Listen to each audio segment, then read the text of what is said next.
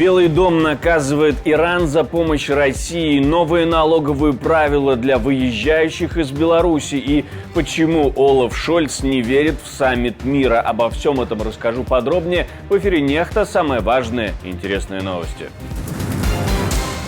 Президент США обсудит с премьер-министром Великобритании снятие ограничений на использование дальнобойного оружия Украиной. Нам бы хотелось, чтобы он двигался быстрее и решительнее. Экологическая катастрофа. Как сахарный завод в Теткино может лишить Київ води? Ми вже розуміємо, скажімо так, як відбувається це забруднення. Новый пакет помощи для Украины. Что приготовили партнеры? Украине необходимо формировать эшелонированную противовоздушную оборону. Спасибо, что смотрите, спасибо за доверие. Не забывайте про лайки, комментарии, не забывайте подписываться на канал. Ну а мы пока начинаем. Белый дом сначала опровергает, потом подтверждает факт передачи Ираном баллистических ракет для РФ. Джон Кирби, официальный представитель Пентагона, говорит, что подтверждения сделки нет. Но вскоре после этого госсекретарь США подтверждает факт завершения сделки. Более того, говорит, что Россия может применить эти ракеты в течение нескольких недель. Тегеран уже давно поставляет смертоносные беспилотники. Он построил завод по производству беспилотников в России. Он обучил российский персонал тому, как ими управлять. В течение некоторого времени Соединенные Штаты предупреждали о дополнительной угрозе поставки Ираном баллистических ракет в Россию для использования в Украине. Мы предупреждали Тегеран публично. Мы предупреждали Тегеран в частном порядке, что этот шаг будет означать резкую эскалацию. В последние дни мы делились с нашими союзниками и партнерами разведывательными данными, лежащими в основе этих выводов, и вместе работали над тем, чтобы обеспечить значительные экономические последствия действий Тегерана. То есть США и партнеры вводят новые санкции в отношении Тегерана. Франция, Великобритания и Германия анонсировали новые ограничения против Тегерана за поставку ракет России. Предлагается в том числе расторгнуть двусторонние договоры о воздушном сообщении с Ираном. Кроме того, Великобритания вводит санкции против командования воздушно-космических сил РФ, 924-го государственного центра беспилотной авиации и командования военно-транспортной авиации, а также против ряда морских судов.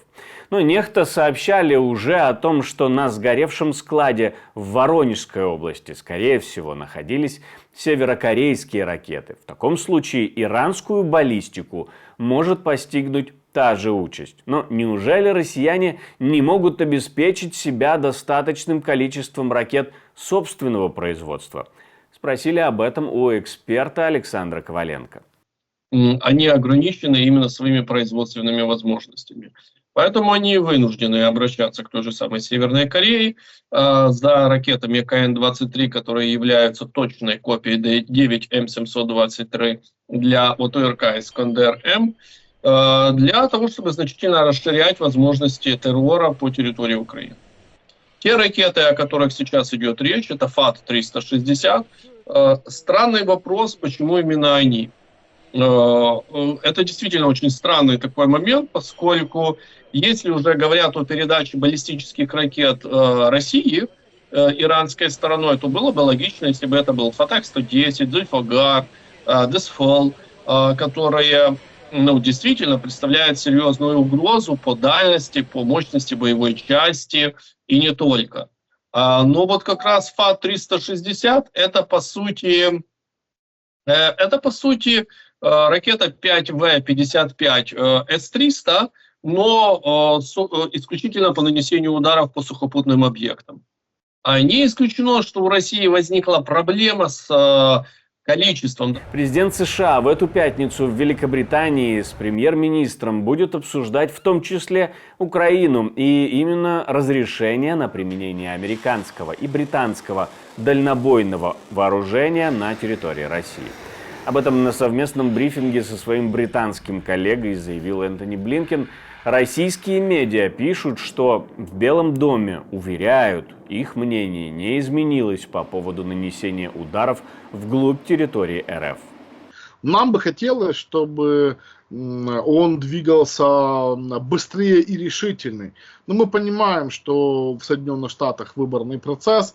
Мы понимаем, что, к огромному сожалению, где-то наших партнеров политическое, скажем, противостояние перевешивает, да, ну, такому, скажем, реализму угроз со стороны Российской Федерации, и поэтому каждое решение будет просчитываться прежде всего на политические последствия. Столнер с Британии уже, собственно, заявил в свое время, что они не против дать политическое разрешение бить теми самыми Storm Shadow по территории Российской Федерации, ну, вглубь, да, на всю возможность поражения. Но, опять же, они смотрят в сторону Вашингтона, потому что Вашингтон попросил, как бы, чтобы 3 ключевые страны, которые дают дальнобойные ракеты Украине, это, собственно, Соединенные Штаты, это Камсы, да, это Британия, Storm Shadow, и это Франция, Скальп, чтобы это решение было одновременное. Белорусские чиновники собираются ввести новые налоговые правила для тех, кто будет выезжать из страны.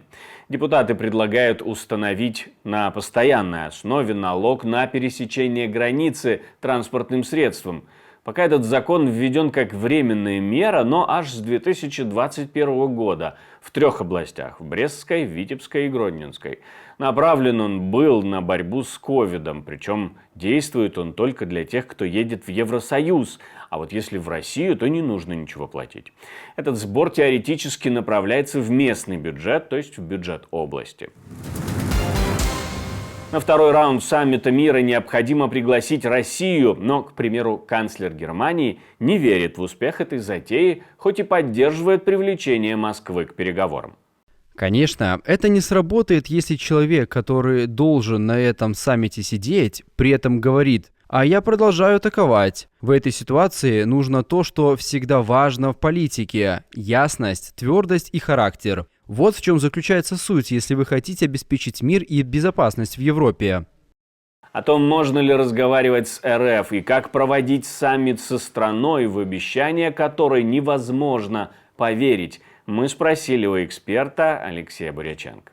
Второй саммит мира будет реализовываться и готовиться с целью дополнительной консолидации партнеров Украины, которые разделяют принципы формулы мира Владимира Зеленского. В том числе будет нарабатываться еще на рабочих встречах до второго саммита алгоритм, дорожная карта ее реализации. Это раз. Во-вторых, будет нарабатываться ультиматум. Но, по сути, условия капитуляции для Российской Федерации. У Российской Федерации есть 2 варианта развития событий. Первый вариант. Она принимает ультиматум, наработанный и принятый совместно на втором саммите мира. Или второй вариант. Она его не принимает. Если она его не принимает, то скажите мне, пожалуйста, а для чего ей принимать участие во втором саммите мира? Вот представляете себе, да, страны, по сути, которые подписались под коммюнике про то, что Российская Федерация нарушает абсолютно там все правила ведения войны, угрожает мировой безопасности, является причиной там экоцида, подрывает ядерную безопасность. Про что вот там больше 100 стран, про что говорить с одной Российской Федерацией.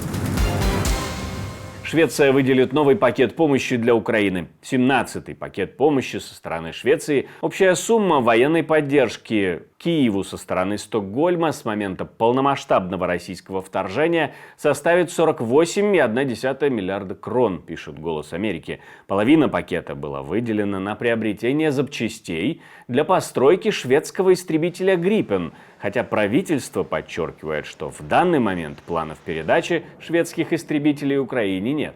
Но после встречи в формате «Рамштайн», на которой обговаривали, что именно необходимо Киеву, партнеры понемногу начинают выполнять свои обещания и передают ПВО. Украине нужно абсолютно все, поскольку Украине необходимо формировать эшелонированную противовоздушную оборону. И именно для этого необходимы как комплексы малого, среднего, так и большого радиуса действия. То, что действительно было не так много позиций в этот раз, может быть связано с двумя причинами. Первая причина – это то, что попросту они не будут опубликованы в открытых источниках. То есть мы видим, что сейчас в целом больше отдают предпочтение секретности результатов подобного рода встреч. С другой стороны, это может быть связано с тем, что в основном поднимался вопрос, да, действительно, обеспечения городов-миллионников средствами большого радиуса действия типа Patriot и SMPT. И опять-таки, помимо секретности, тут еще и вопрос возможностей прямо здесь и сейчас поставлять эти комплексы. Как мы знаем, возможности прямо здесь и сейчас их поставлять, в принципе, нет у наших партнеров. Река Сейм, которая с территории РФ впадает в Десну на территории Украины, была загрязнена после сброса нечистот с сахарным заводом в Теткино Российской Федерации. Мы с вами видели в телеграм-канале Нехта эти страшные видео с мертвой рыбой. Сейчас источник загрязнения подтверждает премьер-министр Украины на пресс-конференции. Он говорит, что от мора рыб есть последствия, но потенциально опасные участки быстро обрабатываются, а угрозы для людей нет. Ми розуміємо, що речовини органічні, вони викликають забруднення. Ми вже розуміємо, скажімо так, як відбувається це забруднення. Воно, як правило, йде по центру ріки.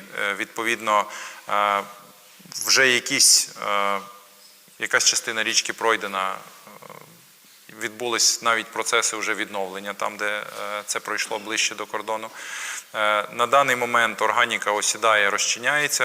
А вот в Киевводоканале заявляют, что из-за этого загрязнения Киев может остаться без основного источника снабжения питьевой воды. Десна остается основным видом водоснабжения для очистных сооружений деснянских водопроводных станций и составляет 70% подготовленной питьевой воды для жителей Киева. Альтернативы такому водозабору сегодня нет. Его потеря приведет к серьезным последствиям и разбалансировке системы водоснабжения столицы. А тем временем загрязнение реки Десна продвигается.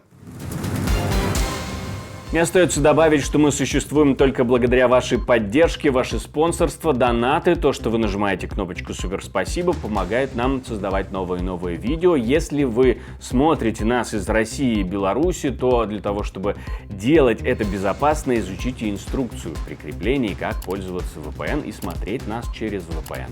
Также не забывайте ставить лайки, оставлять комментарии, не забывайте подписываться на канал, все это очень важно. У меня на этом все. До встречи и хороших вам новостей.